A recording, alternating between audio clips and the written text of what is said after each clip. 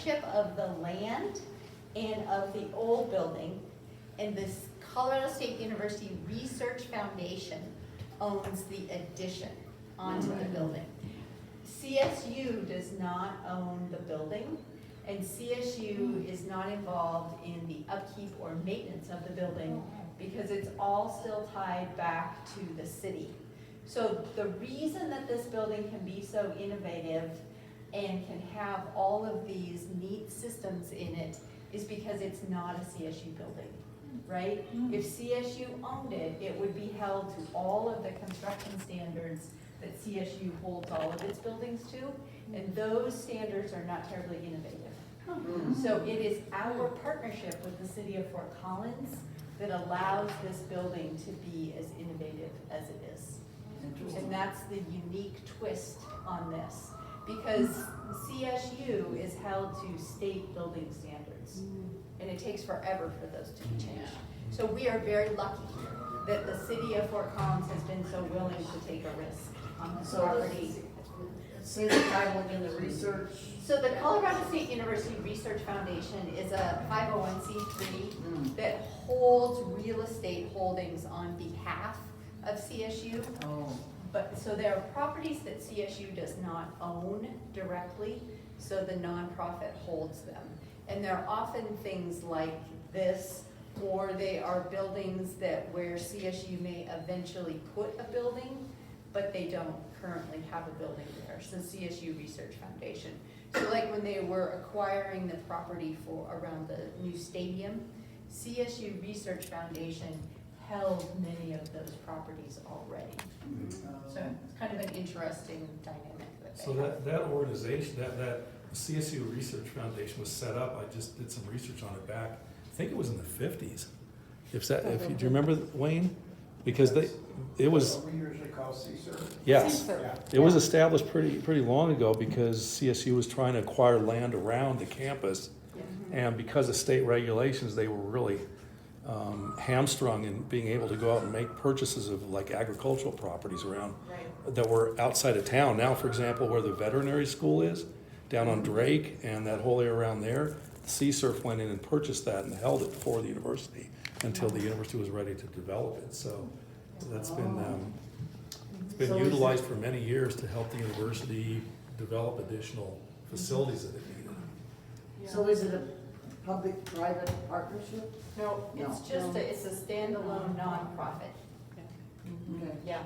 So one of the other interesting things about this building was that Dr. Wilson really wanted to encourage the partnerships between private companies that are working in the energy area and the faculty and staff in the building. So he came up with the idea that the fourth floor would be leased to private companies working in the area of energy. So what's really interesting is because of our close working relationship with the city, if a company comes to us and says, I'm interested in space at Powerhouse, we have them fill out an application, and the city of Fort Collins actually approves the tenants that are in the building. So that's an interesting partnership that we have still ongoing. But the really nice thing about that is because it's very selective on the types of companies who come here, right? Because they need to be working in energy. But then we get all of these great working relationships with the people who are here on the fourth floor. So yesterday, Congressman Neguse was here and doing a visit, and his purpose of his visit was to come meet with some of these companies on the fourth floor and to meet with us. And so it's just interesting how we have this nice ecosystem that has started up here. And the companies that are here will tell you that it's very nice to go and be warming up your lunch in the microwave and be standing next to someone who is doing work in the same industry as you. So it's totally different than being in a commercial building down in Old Town where who knows who's next door to you and if you have common interests or not. So that's the purpose of this space. But the other purpose is to connect the students back to industry. So our favorite thing is for our students to get poached by these companies. Right? Yeah. That's great. Yeah. So, yeah, exactly. So they get great jobs. So the wind is really coming up. So I think what we'll do is we can just walk down the hallway. You guys can take a look at the offices we'll come back here and then we can go up on the roof and look out to the kayak park and take a quick gander.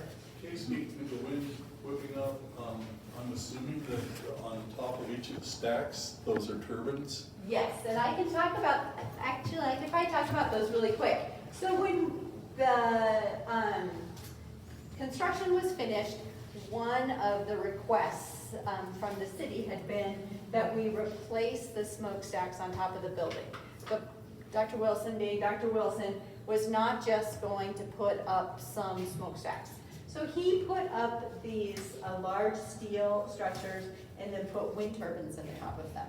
So they do not generate very much in the way of power, but it's more of the aesthetic behind it and the idea that we would replace it with turbines in the top of them. You said replace, were the smokestacks all gone? They Yes. were, Yeah. and When did they get taken down? I think when the plant went out of use in '73, yeah, they dismantled everything and took it all away. literally all of the equipment and everything, they emptied it all out. I don't understand why they didn't take the smokestacks down. Why they did, yeah, I don't know. Scrap. Scrap metal, yeah. Yeah. probably. Money, Yeah. you can sell that Oh, for, yeah, Yeah. you know, either sell the equipment to another facility Right. or scrap. yeah. Yeah. It's safety issues. Mercury. It costs a lot of money to refurb anything that needs to be repaired over the years, so. Yeah. Cheaper to take it out.